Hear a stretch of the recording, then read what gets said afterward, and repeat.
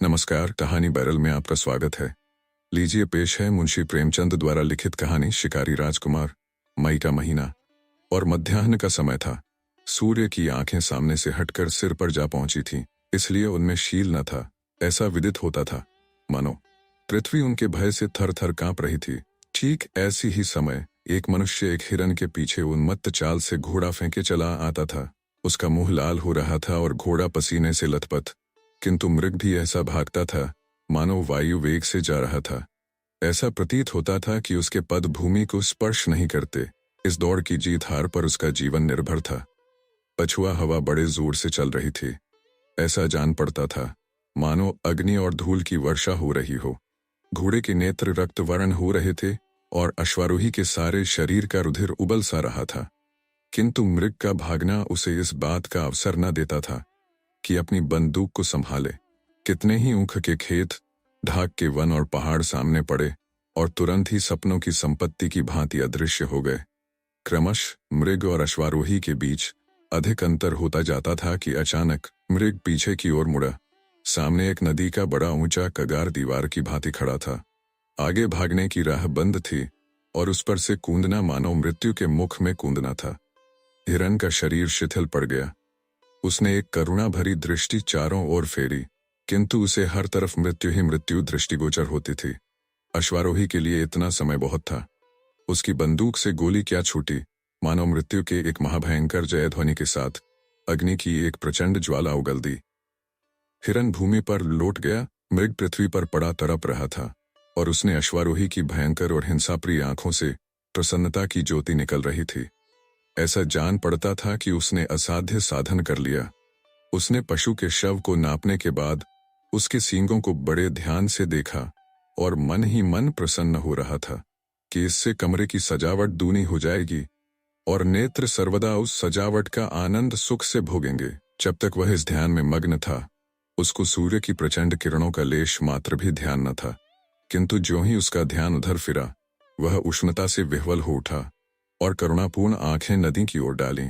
लेकिन वहां तक पहुंचने का कोई मार्ग न दिख पड़ा और न कोई वृक्ष ही दिख पड़ा जिसकी छाह में वह जरा विश्राम करता। इसी चिंतावस्था में एक दीर्घकाय पुरुष नीचे से उछलकर कगारे के ऊपर आया और अश्वारोही उसको देखकर बहुत ही अचंभित हुआ। नवागंतुक एक बहुत ही सुंदर और हृष्टपुष्ट मनुष्य था। मुख के भाव उसके हृदय की स्वच्छता और चरित्र की निर्मलता का पता देते थे। वह बहुत ही दृढ़ प्रतिज्ञ, आशा निराशा तथा भय से बिल्कुल बेपरवाह सा जान पड़ता था। मृग को देखकर उस सन्यासी ने बड़े स्वाधीन भाव से कहा, राजकुमार, तुम्हें आज बहुत ही अच्छा शिकार हाथ लगा। इतना बड़ा मृग इस सीमा में कदाचित ही दिखाई पड़ता है। राजकुमार के अचंभे की सीमा न रही। उसने देखा कि साधु उसे पहचानता है। राजकुमार बोला, जी हाँ, मैं भी यही ख्याल करता हूँ। मैंने भी आज तक इतना बड़ा हिरन नहीं देखा, लेकिन इसके पीछे मुझे आज बहुत हैरान होना पड़ा। सन्यासी ने दयापूर्वक कहा, नहीं, संदेह तुम्हें दुख उठाना पड़ा होगा। तुम्हारा मुख लाल हो रहा है और घोड़ा भी बेदम हो गया है। क्या तुम्हारे संगी बहुत पीछे रह गए? इसका उत्तर राजकुमार ने बिल्कुल लापरवाही से दिया, मानो उसे इसकी कुछ चिंता न थी। सन्यासी ने कहा, यहाँ ऐसी कड़ी धूप और आंधी में खड़े तुम कब तक उनकी राह देखोगे? मेरी कुटी में चलकर जरा विश्राम कर लो। तुम्हें परमात्मा ने ऐश्वर्य दिया है, लेकिन कुछ देर के लिए संन्यासाश्रम का रंग भी देखो और वनस्पतियों और नदी के शीतल जल का स्वाद लो। ये कहकर सन्यासी ने उस मृग के रक्तमय मृत शरीर को ऐसी सुगमता से उठाकर कंधे पर धर लिया मानो वह एक घास का गट्ठा था और राजकुमार से कहा, मैं तो प्राय कगार से ही नीचे उतर जाया करता हूं, किंतु तुम्हारा घोड़ा संभव है न उतर सके। अतएव एक दिन की राह छोड़कर 6 मास की राह चलेंगे। घाट यहां से थोड़ी ही दूर है और वहीं मेरी कुटी है। राजकुमार सन्यासी के पीछे चला। उस सन्यासी के शारीरिक बल पर अचंभा हो रहा था। आध घंटे तक दोनों चुपचाप चलते रहे। इसके बाद ढालू भूमि मिलनी शुरू हुई और थोड़ी देर में घाट आ पहुंचा। वहीं कदम्ब कुंज की घनी छाया में, जहां सर्वदा मृगों की सभा सुशोभित रहती, नदी की तरंगों का मधुर स्वर सर्वदा सुनाई दिया करता, जहां हरियाली पर मयूर थिरकते, कपोतादि पक्षी मस्त होकर झूमते, लता ध्रुमादि से सुशोभित सन्यासी की एक छोटी सी कुटी थी। सन्यासी की कुटी हरे भरे वृक्षों के नीचे सरलता और संतोष का चित्र बन रही थी। राजकुमार की अवस्था वहां पहुंचते ही बदल गई। वहां की शीतल वायु का प्रभाव उस समय ऐसा पड़ा जैसा मुरझाते हुए वृक्ष पर वर्षा का। उसे आज विदित हुआ कि तृप्ति कुछ स्वादिष्ट व्यंजनों ही पर निर्भर नहीं है और न निद्रा सुनहरे तकियों की ही आवश्यकता रखती है। शीतल मंद सुगंध वायु चल रही थी। सूर्य भगवान अस्पताल को प्रयाण करते हुए इस लोक को त्रिषित नेत्रों से देखते जाते थे और सन्यासी एक वृक्ष के नीचे बैठा हुआ गा रहा था। ऊधो कर्मन की गति न्यारी। राजकुमार के कानों में स्वर की भनक पड़ी, उठ बैठा और सुनने लगा। उसने बड़े बड़े कलावंतों के गाने सुने थे, किंतु आज जैसा आनंद उसे कभी प्राप्त नहीं हुआ था। इस पद ने उसके ऊपर मानो मोहिनी मंत्र का जाल बिछा दिया। वह बिल्कुल बेसुध हो गया। सन्यासी की ध्वनि में कोयल की कूक सरीखी मधुरता थी। सम्मुख नदी का जल गुलाबी चादर की भांति प्रतीत होता था।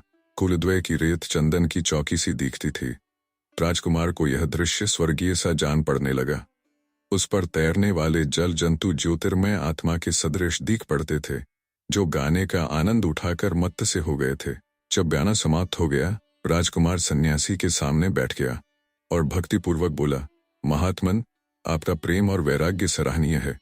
मेरे हृदय पर इसका जो प्रभाव पड़ा है वह चिरस्थायी रहेगा। यद्यपि सम्मुख प्रशंसा करना सर्वथा अनुचित है, किंतु इतना मैं अवश्य कहूंगा कि आपके प्रेम की गंभीरता सराहनीय है। यदि मैं गृहस्थी के बंधन में न पड़ा होता तो आपके चरणों से पृथक होने का ध्यान स्वप्न में भी न करता। इसी अनुरागावस्था में राजकुमार कितनी ही बातें कह गया जो कि स्पष्ट रूप से उसके आंतरिक भावों का विरोध करती थी। सन्यासी मुस्कुराकर बोला, तुम्हारी बातों से मैं बहुत प्रसन्न हूं और मेरी उत्कट इच्छा है कि तुमको कुछ देर ठहराऊं, किंतु यदि मैं जाने भी दूं तो इस सूर्यास्त के समय तुम जा नहीं सकते। तुम्हारा रीवा पहुंचना दुष्कर हो जाएगा। तुम जैसे आखेट प्रिय हो वैसा ही मैं भी कदाचित तुम भय से न रुकते, किंतु शिकार के लालच से अवश्य रहोगे। राजकुमार को तुरंत ही मालूम हो गया कि जो बातें उन्होंने अभी अभी सन्यासी से कही थीं वे बिल्कुल ही ऊपरी और दिखावे की थीं और हार्दिक भाव उनसे प्रकट नहीं हुए थे। आजन सन्यासी के समीप रहना तो दूर, वहां एक रात बिताना उसको कठिन जान पड़ने लगा। घर वाले उद्विग्न हो जाएंगे और मालूम नहीं क्या सोचेंगे। साथियों की जान संकट में होगी। घोड़ा बेदम हो रहा है। उस पर 40 मील जाना बहुत ही कठिन और बड़े साहस का काम है, लेकिन यह महात्मा शिकार खेलते हैं, यह बड़ी अजीब बात है। कदाचित यह वेदांती हैं, ऐसे वेदांती जो जीवन और मृत्यु मनुष्य के हाथ नहीं मानते। इनके साथ शिकार में बड़ा आनंद आएगा। ये सब सोच विचार कर उन्होंने सन्यासी का आतिथ्य स्वीकार किया और अपने भाग्य की प्रशंसा की, जिसने उन्हें कुछ काल तक और साधु संग से लाभ उठाने का अवसर दिया।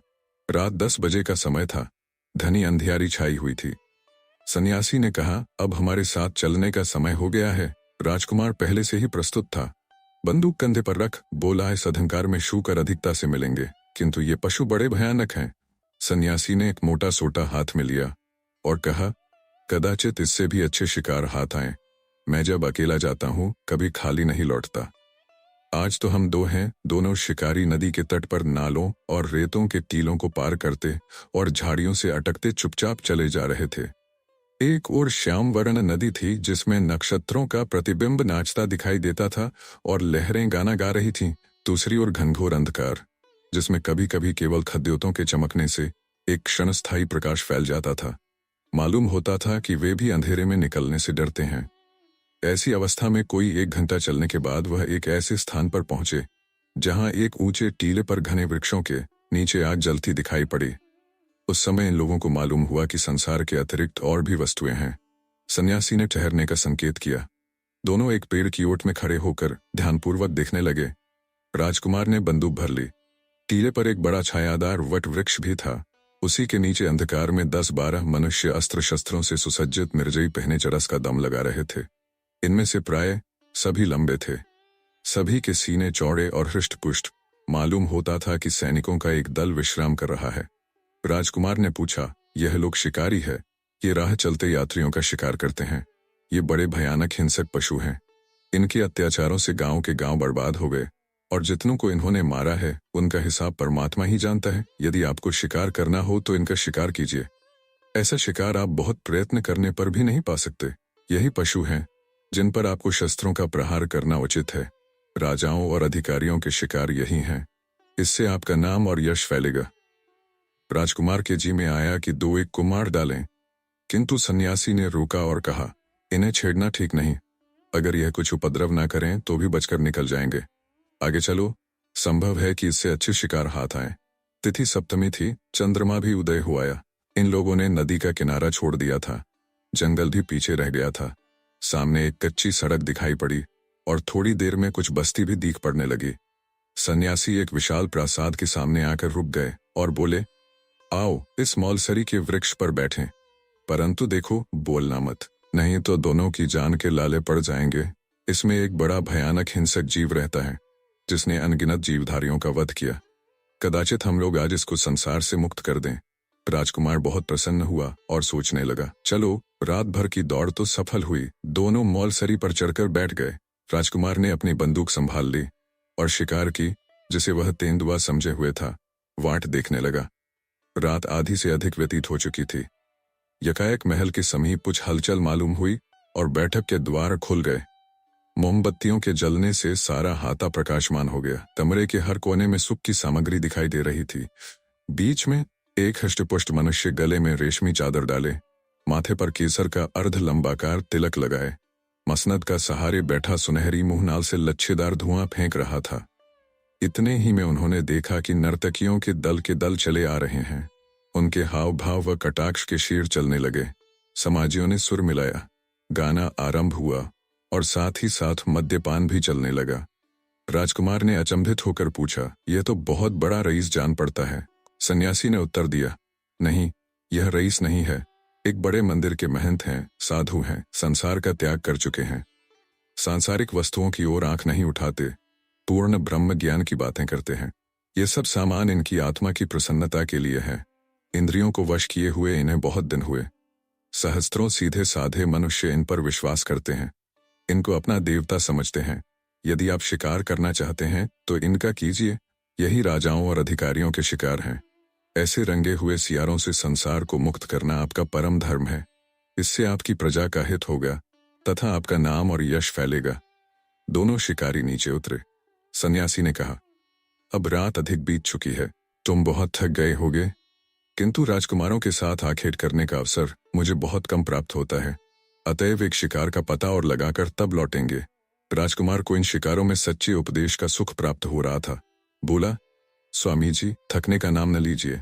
यदि मैं वर्षों आपकी सेवा में रहता तो और न जाने कितने आखेट करना सीख जाता। दोनों फिर आगे बढ़े। अब रास्ता स्वच्छ और चौड़ा था। हाँ, सड़क कदाचित कच्ची ही थी। सड़क के दोनों ओर वृक्षों की पंक्तियां थीं। किसी किसी आम्र वृक्ष के नीचे रखवाले सो रहे थे। घंटे भर बाद दोनों शिकारियों ने एक ऐसी बस्ती में प्रवेश किया जहां की सड़कों, लालटेनों और अट्टालिकाओं से मालूम होता था कि बड़ा नगर है। सन्यासी जी एक विशाल भवन के सामने एक वृक्ष के नीचे ठहर गए और राजकुमार से बोले, यह सरकारी कचहरी है। यहाँ राज्य का बड़ा कर्मचारी रहता है, उसे सूबेदार कहते हैं। उनकी कचहरी दिन को भी लगती है, रात को भी। यहाँ न्याय सुवर्ण और रत्नादिकों के मोल बिकता है। यहाँ की न्यायप्रियता द्रव्य पर निर्भर है। धनवान दरिद्रों को पैरों तले कुचलते हैं और उनकी गुहार कोई भी नहीं सुनता। यही बातें हो रही थीं कि यकायक कोठे पर दो आदमी दिखलाई पड़े। दोनों शिकारी वृक्ष की ओट में छिप गए। सन्यासी ने कहा, शायद सूबेदार साहब कोई मामला तय कर रहे हैं। ऊपर से आवाज आई, तुमने एक विधवा स्त्री की जायदाद ले ली है। मैं इसे भली भांति जानता हूँ। यह कोई छोटा मामला नहीं है। इसमें एक सहस्त्र से कम पर मैं बातचीत करना नहीं चाहता।